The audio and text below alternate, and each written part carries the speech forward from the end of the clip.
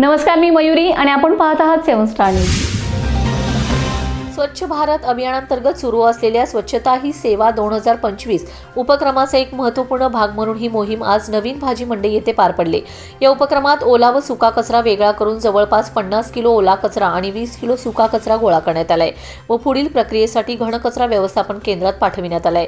या उपक्रमात विटा नगर परिषदेचे प्रशासक डॉक्टर विक्रम बांदल, मुख्याधिकारी विक्रमसिंह पाटील, उपमुख्याधिकारी स्वप्नील खामकर, आरोग्य विभाग प्रमुख संदीप वाघमारे यांच्यासह नगर परिषद अधिकारी, कर्मचारी, सेवानिवृत्त कर्मचारी, सफाई कर्मचारी, शाळा कॉलेजचे विद्यार्थी, शिक्षक, व्यापारी व मोठ्या संख्येने नागरिक सहभागी झाले होते।